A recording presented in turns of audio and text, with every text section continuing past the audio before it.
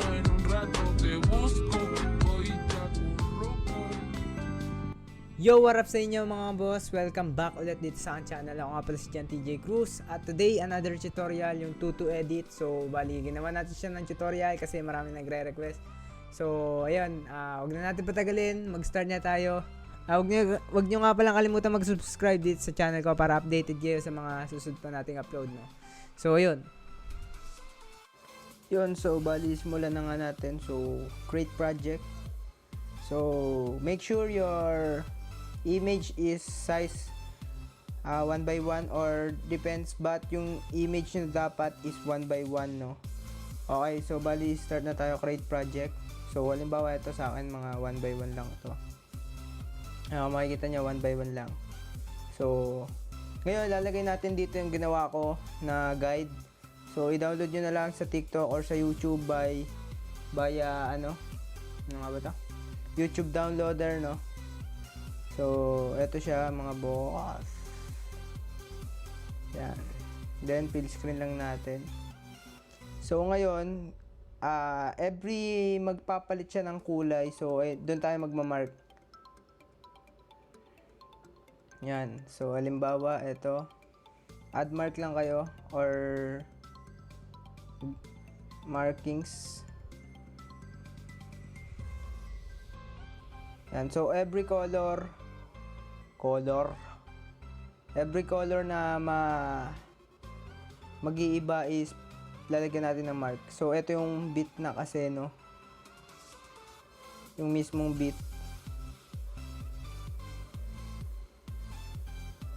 So, yan. Pag nagawa nyo na lahat hanggang sa dulo, proceed na tayo.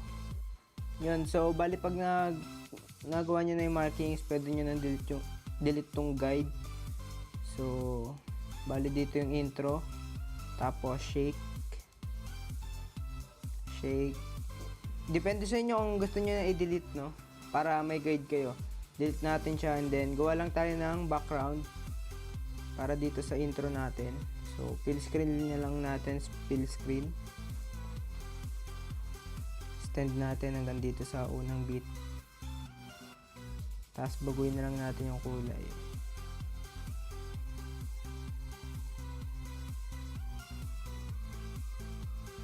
So, yan. Okay na yan. Then, yan. Background. Then, lagay na natin yung pang intro natin. So, yan. But, depende sa inyo kung video yung gagamitin nyo and then cut natin. Then, wag nyo kalimutang i-mute, no? So, click nyo yung music and then mute. Tapos, tayo sa move and transform, zooming tool. So, lagay lang kayo ng 3 keyframe. Yan. Sa gitna muna tayo. Ay, sa pinakauna, babaan lang natin siya. Liitan lang natin. Ngayon, dito, zoom naman natin siya todo.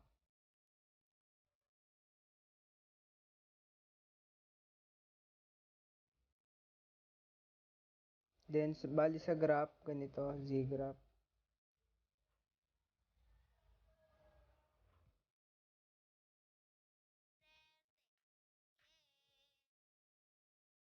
Yan. Okay na yan. Tapos, punta tayo sa effect. Add effect tayo. Punta tayo sa blur.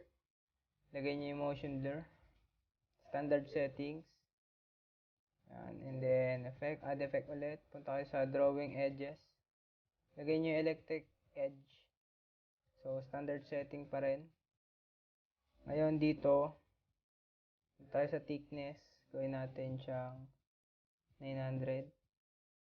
0.900 yan. Tapos, sa detailed, lagay tayo ng 2 keyframe. Yan. Taasan lang natin yung pangalawang keyframe.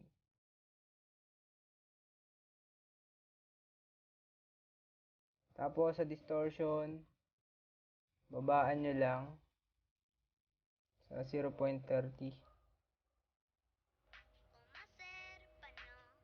Yan. Ngayon, last, add effect ulit, move and transform. Lagay nyo yung swing. Standard settings. Tapos sa frequency, gawin nyo yung frequency niya is 64, 0.64, and then angle 1, 6, then angle 2, positive, 6. Negative yung isa, yung angle 1. Yan.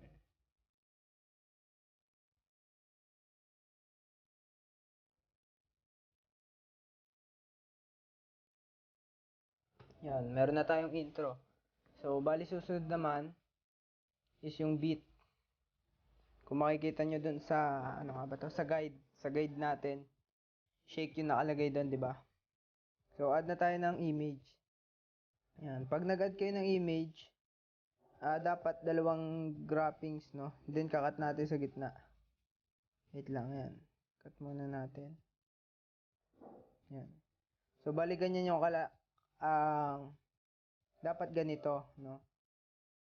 Okay, so bali yung gagawin natin dito sa una, add effect tayo. So, unang-una, syempre, distortion, yung tiles, lagay natin. Tapos, mirror nyo lang, mirror. So, next natin sa tiles, add effect ulit tayo. Punta tayo sa move and transform. Oscillate, standard settings. Yan. So, bali sa angle, sa mga dating version, 90. Pero sa mga iba, 180, no? So, basta pa left and right siya, no? Pag ganito siya. Yan. Makikita nyo dito. Left and right dapat. Yung frequency, lagay natin sa 10. Yan, 10. Tapos sa magnitude, dalawang keyframe. Yung una is 200. 279. Yan. Tapos dito, 0. Lagyan natin ang graph. So, yung graph niya, ganito na lang. Gayahin nyo na lang, no? Tapos sa pace, lagay tayo ng dalawang keyframe. Kung may pace yung inyo, so, kung meron pace, lagay nyo 7 to 0. Yan. So, kung wala naman, huwag nyo lalagyan.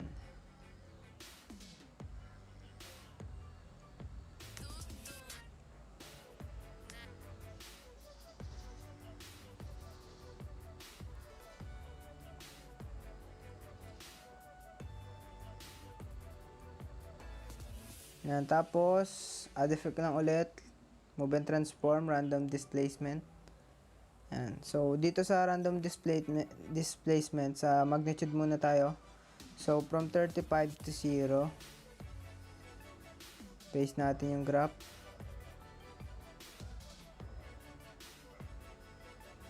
Then, evolution 0.30 to 0.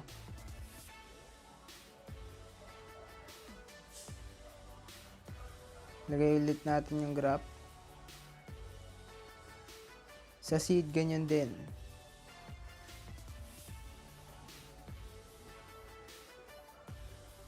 So, yung scatter, hindi nyo nalalagyan. Paste nyo na lang ulit yung graph. Yan. So, pagkatapos nyo, lagyan natin ng motion blur. And then, babaan nyo lang yung tune.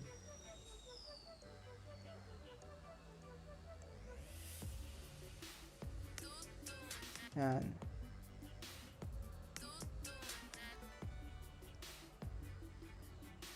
Lagyan din natin siya ng exposure, no? So, add effect and then color light, exposure, gamma. Yan. So, bali sa exposure, dalawang keyframe ulit. Tapos, 120 yung pinakauna. Tapos, huwag nyo ilalagay sa dulo.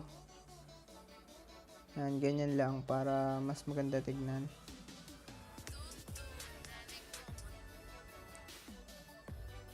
Yan, ngayon, dito na tayo sa second image. So, bali sa second image, ang lalagay lang natin dito So, unang-una, syempre yung tiles ulit. Standard settings pa rin, then mirror. Next, add effect kayo, and then sa drawing, lagay natin yung glow scan. Standard settings, no? So, bali, lagay tayong dalawang keyframe. Yung dulo 0, tapos dito is 1.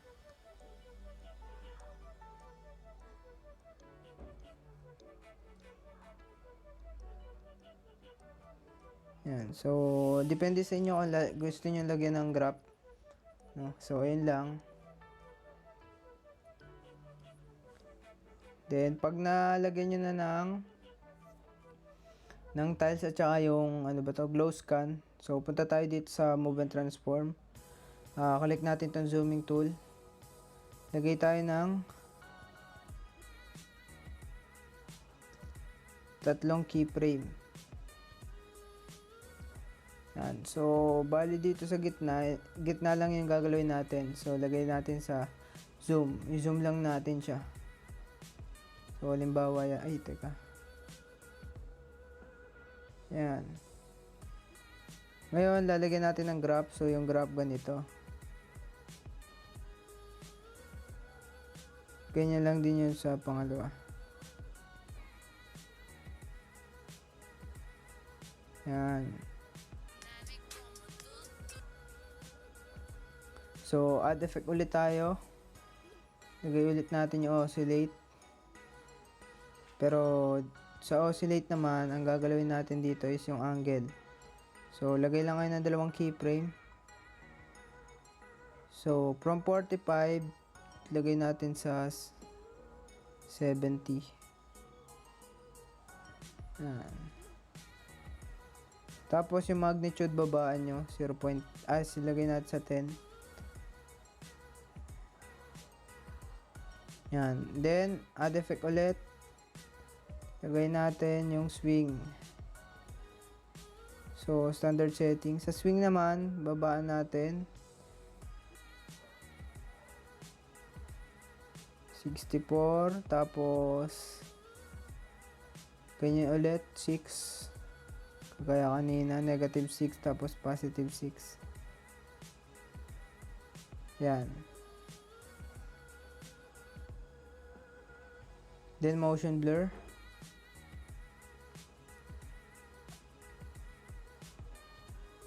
Yan.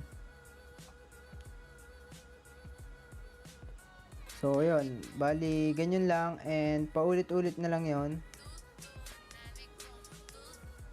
So, yun ulit. Add ulit tayo ng image.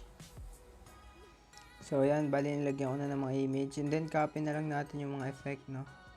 So, copy effect. Copy effects. And then, paste natin dito. Then, ito naman kabila. Copy effect din sa pangalawa. So, ngayon, ang gagawin nyo dito is lalagyan nyo na lang ng zooming tool. So, 3 keyframe ulit.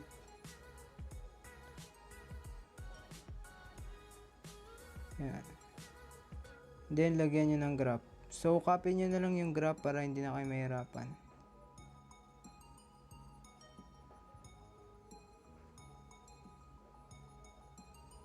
Okay. So, ganyan lang. Paulit-ulit na lang yun. Yan. Tapos, dito yung ganito ulit. So, ayun lang. Sana nasundan nyo mga boss. At, sana nakuha nyo. Di kayo nalito. Kahit alam ko nakakalito.